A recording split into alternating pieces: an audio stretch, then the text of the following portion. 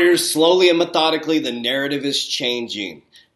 Day by day, article by article, news station by news station, regulation by regulation, the Bitcoin narrative is changing. Now, Bitcoin started in 2006, and ever since then, you've heard that it was a fraud.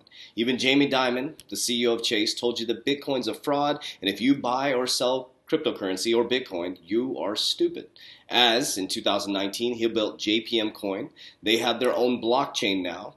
They bank the number one cryptocurrency platform, Coinbase. Bank of America has the most cryptocurrency patents. Wells Fargo invested $5 million into a cryptocurrency platform. So the very banks that are telling you it's a fraud are actually buying into cryptocurrency. So as you look this way as a pandemic, you're shifting to the fourth industrial revolution, and I'm teaching my warriors how to manage into the new quantum financial system. So I just want to share a few things with you guys to continue to chip away at the narrative so you can have open conversations and maybe not have open conversations. Maybe make an informed decision for yourself based on your gut and the research that you've done to find out if it's right for you. I always tell my warriors, don't trust a word I say. I show my exact portfolio in my Warrior Academy, exactly what I'm doing. I say, don't trust a word I say. I'm not a financial advisor. It's not financial advice. I'm just documenting my journey, showing you news, clips, things that are going on within the marketplace, helping you make informed decisions so that you can protect your family and take advantage of the biggest shift in generational wealth. You don't have to get played anymore, warriors. As you look this way at a pandemic, there's a whole nother narrative happening this way. And I'm going to teach you the game that I know. And you need to make an informed decision if it works for you. All right, so check this out. So Hester Pierce, she is the SEC commissioner. So that's Security and Exchange Commission. So he's doing an interview here with Hester Pierce. We're going to watch the first couple minutes of it, and then I'll attach the link for you to go watch it yourself. Now, this is Hester Pierce talking about SEC regulation. Now, if Bitcoin was a fraud, why would she be interviewing with this gentleman? Why would she be even talking about it? And if the narrative wasn't moving forward towards a blockchain type environment or a cryptocurrency type environment, why would this conversation even be happening? So let's listen in.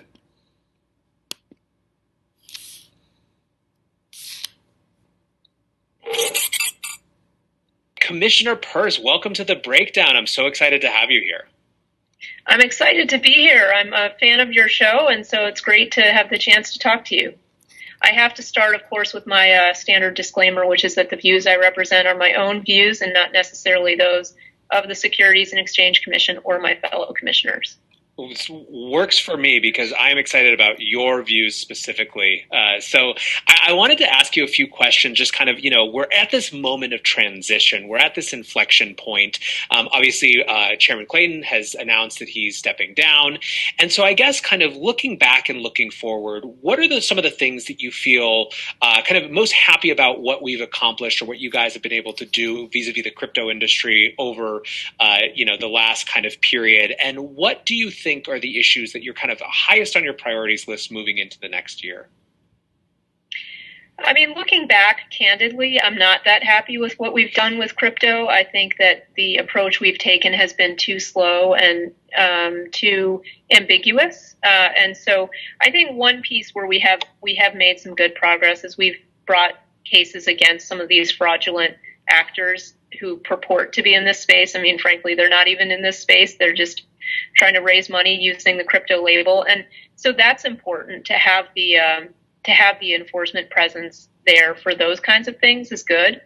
And then just this week, actually, or maybe it was last week, I'm losing track of time. We just elevated our FinHub to a formal office status, which means that the head of that office will report directly to the chairman. And I think that is a good, it's a good sign of the seriousness with which we take fintech, not just crypto, but it's fintech more generally. And so I think that should lead to good things in the future. And then we also just recently did a no action letter, which we've done several no action letters in the crypto space. I think the most recent one was maybe the most interesting in terms of doing something or with really giving relief to do something. There's still so much more work we have to do, though. So looking forward, I'm just looking forward to us really taking seriously the calls that we've been getting for so many years now for clarity around a number of things, and for really being willing to give investors access to this asset class in ways they're used to getting access to other asset classes. Yeah, I mean, it's definitely the story of right now shows that there's clearly. So that's key. That's what I'm looking for is us getting access to this asset class with regulatory clarity, right? It provides regulatory people like, I don't want it regulated, but what happens when you lose your cryptocurrency? Who do you go to, right? When there's regulatory clarity, that's going to rush in institutional adoption and the prices are going to skyrocket. The demand. And I think, unlike 2017, this rally is full of people who want to do it in the right ways, right? I mean, not to say that there weren't those good actors in 2017 too, but there was, to your point, a lot more fraud and sort of just advantage taking of retail, and I think that that's such a clear difference now that it feels like the right moment to really push it through and make it the asset class that people want it to be and that people already treat it as. I guess I think it would have been the right minute a couple of years ago, but but I mean, it's certainly even more ripe right now. So, did you hear what she just said? She said she would have thought it would have been right a couple of years ago, but it's even more right now. The narrative you've been sold is that cryptocurrency is a fraud, correct? Right. Agreed. So I wanted to ask you, actually, you kind of jumped into it, the FinHub becoming a standalone office. I guess for people who don't understand what the significance of that might be, why is that so potentially so beneficial to both crypto and sort of other areas of emerging tech? Well, I think getting a status like direct report to the chairman means that you have some of the chairman's time, which is a very valuable commodity at the commission. A lot of people in the crypto space, I think when they think about the SEC, they think that all we're thinking about is crypto matters. I mean, they don't really think that, but they probably think we spend more time thinking about that than we actually have time to think about it. So, the agenda and the chairman's time is really at a premium, and so anything you can do to elevate the status so that this person who heads the office, in this case Val Stepanek, can get access. And it's not that she didn't have the chairman's ear before, but there's no chain to go through to get to him. She can just go directly and talk to him. So that's really positive. And so I think that means that we're going to see more action in terms of regulatory clarity coming in the next year. Although, again, that will depend on who ends up becoming the next chairman of the SEC. Okay, so we'll pause there. So that's all great news. I'm going to attach the link to this so you can watch the rest of it. Okay, so just like she's talking about, how the incoming administration can fix cryptocurrency. As 2020 comes to a close, it's a good time to review the regulatory landscape for crypto assets in the U.S. and provide suggestions to Joe Biden's administration that will be arriving on January 21st. Our advice would be to emphasize clarity, consistency, and more collaboration across regulatory agencies. So there's going to be a big change. So we had Clayton stepping down, and so that was a positive for cryptocurrency. And so as you hear this is Hester. This is, if you look at a commissioner, Hester Pierce. So she's with the SEC.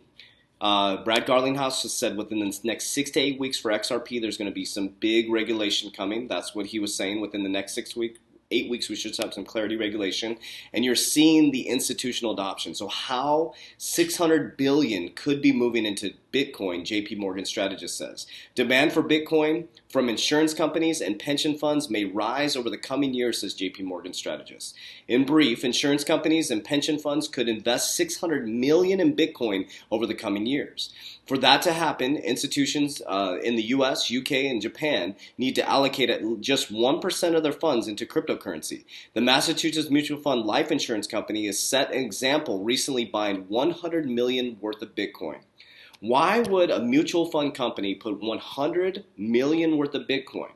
100 million worth of Bitcoin if cryptocurrency is a fraud. It's time to start chipping away at the narrative and understand that you could be part of the biggest shift in generational wealth.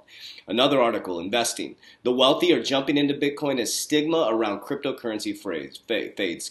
With Bitcoin surging more than 270% since March, the rich are ratcheting up the investment in digital currencies and anticipating further gains. Think about this. Michael Saylor, we talked about him. The PayPal CEO went from saying cryptocurrency is a fraud to having cryptocurrency on his platform and buying up 70% of the Bitcoin supply. You talk about the Winklevoss twins. There's some heavy investors moving into cryptocurrency at a rapid pace. So what I'm doing is just helping do these videos to help you open up your mind and awareness to a new asset class. There hasn't been a new asset class since the 1600s. It is time for change. Now, from a banking perspective and a common sense perspective, our banking system cannot move forward on the same rails. The SWIFT system was invented 50 years ago. It's an old archaic system. As the public sector moves forward fast like a rocket ship in regards to technology, the private sector needs to catch up. That's government, regulation, technology. So the public and private sector are coming together. XRP with central banks. XLM can help companies or countries create their own CBDC. You got VeChain, which is supply chain management. You got Bitcoin, which is a store of value. Ethereum is the birth of almost all cryptocurrencies, the mother of all cryptocurrencies.